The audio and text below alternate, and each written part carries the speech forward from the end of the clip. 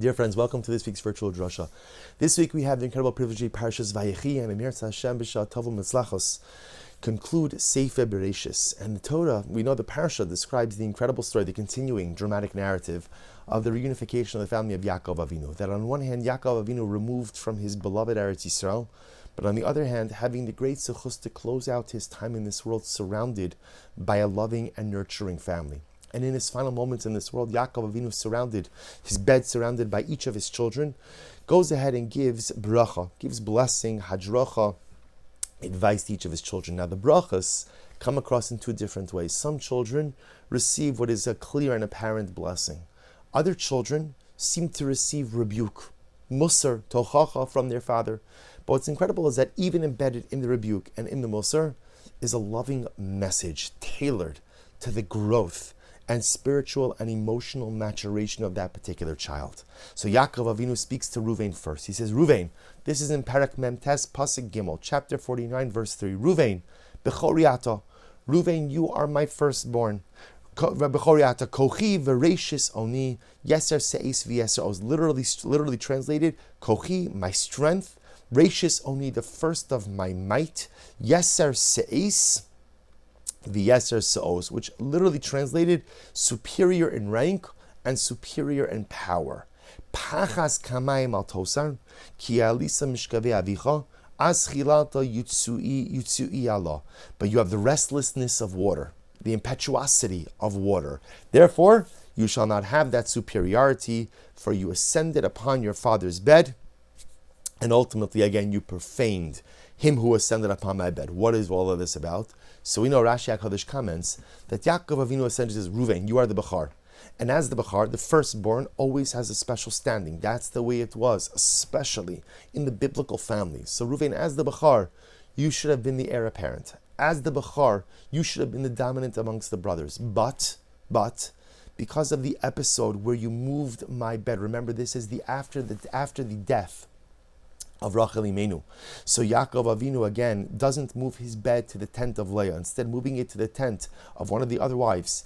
So Reuven gets upset. Reuven feels that his mother's been slighted, and he moved his father's bed to Reuven's mother, to Leah's tent, as a sign of solidarity, as a sign ultimately again a covenant for his mother. And Yaakov Avinu said that's not what we do. That's not what we do.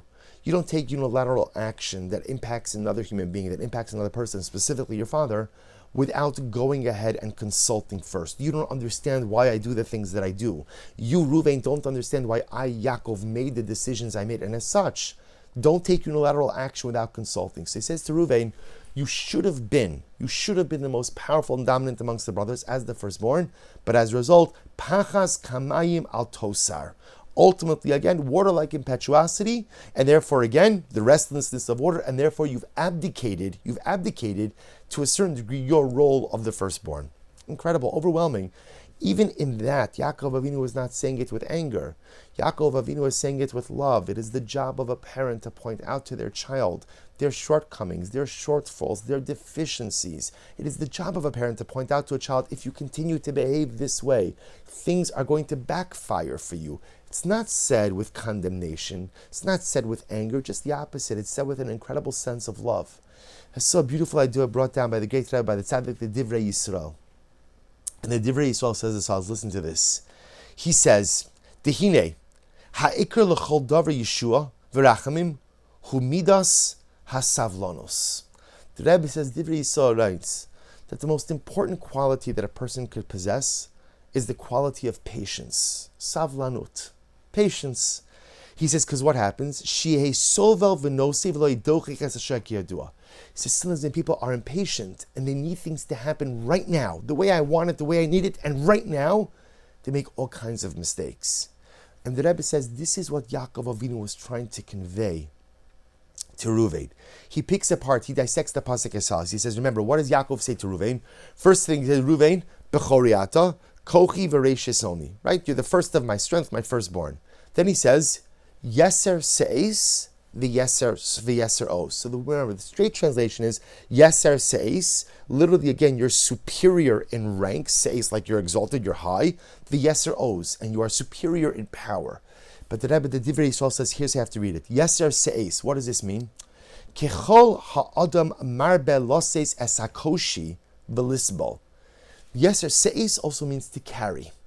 The more you're able to carry something, the more you're able to shoulder something, the more you're able to deal with difficult situations and not react, but instead you're able to carry it with you. Sometimes we reach stress and we just boom, like there's a reflexive reaction.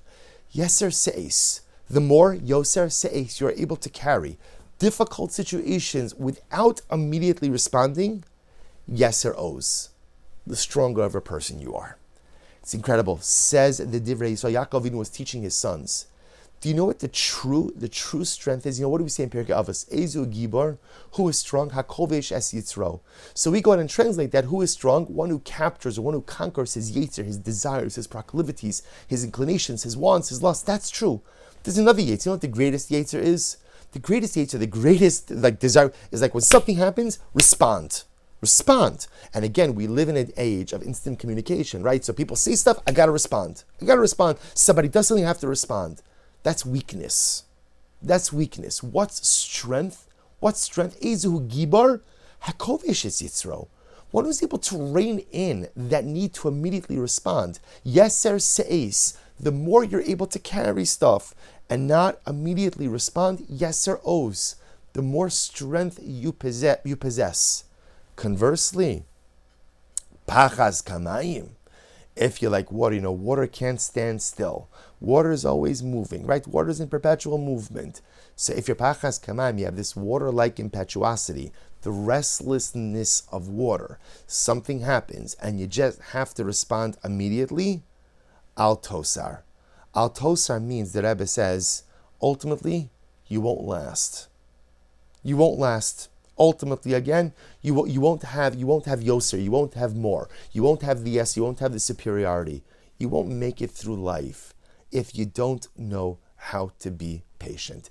Yeser se'es, if you could carry the circumstances of life for a little bit without responding, yeser os, then ultimately, again, you will be a stronger person for it. Conversely, pachas kamayim, if you're like water, you just gotta flow, you just gotta respond, you just gotta talk, you just have to do, then al tosar, then understand you're undermining your own self-interest and you won't last. What do you mean you won't last? You won't be successful.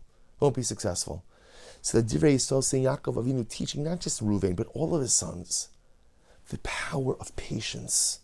We often say, the phrase often goes that patience is a virtue. Patience is not a virtue. Patience is a necessity. You can't get through life and you can't be successful in life without patience. And you could plug this into every area of life. Sometimes there are challenges in a relationship, whatever the relationship, in a marriage. Sometimes there's difficulties with shalom bayis. Sometimes there's difficulties between parents and children and parents, siblings, friends. And we encounter the problem, and what does everyone want? Everyone wants an immediate resolution and solution. Of course, who doesn't want an immediate resolution and solution? But that's not the way life works.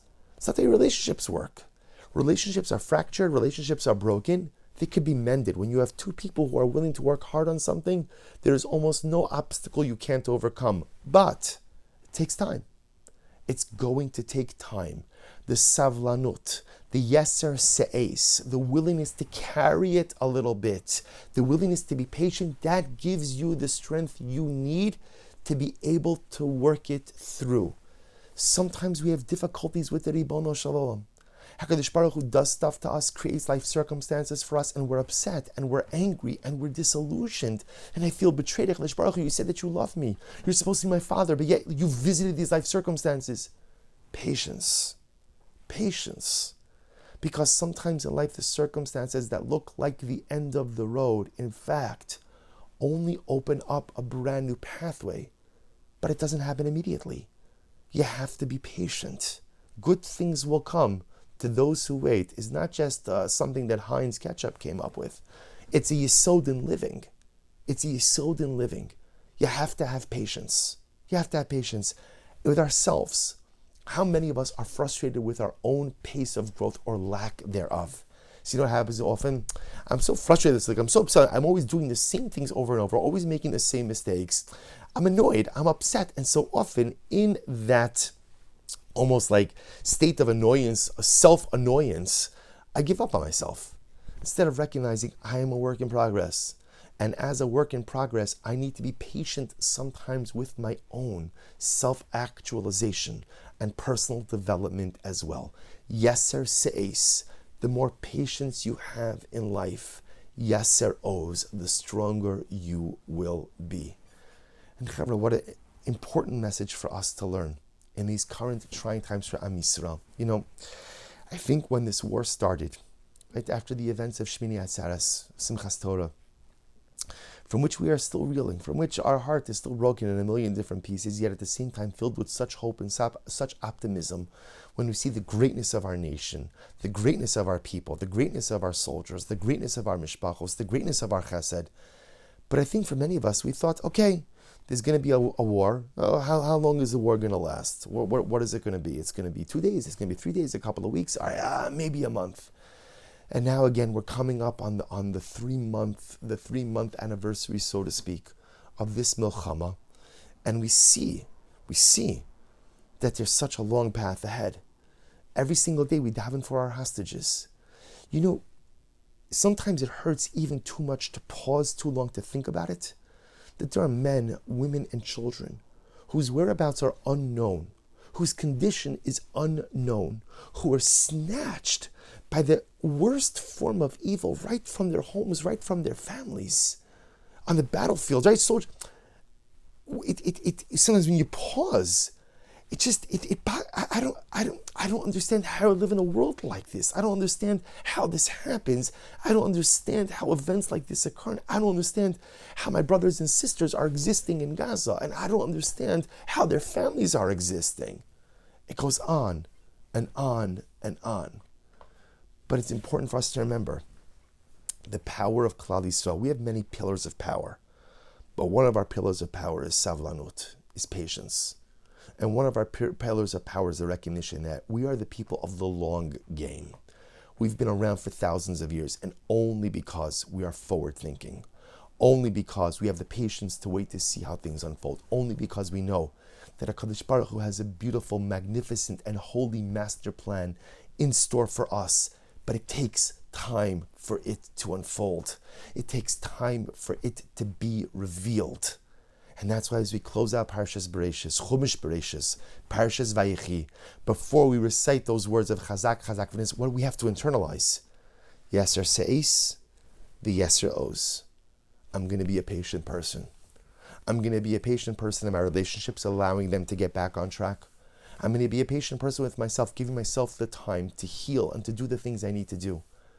And I'm going to be a patient person with Jewish destiny as well, recognizing the end is going to be beautiful, and the end is going to be sweet, and the end is going to be victory, victorious in every way.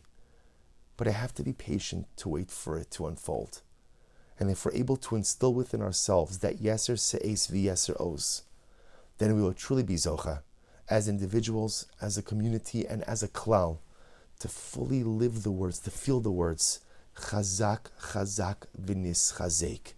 If we gird and bolster ourselves with patience, to see the geula that is unfolding for us, that patience will give us the strength to make it, Im Yirtzeh Hashem, to that finish line of personal and national redemption.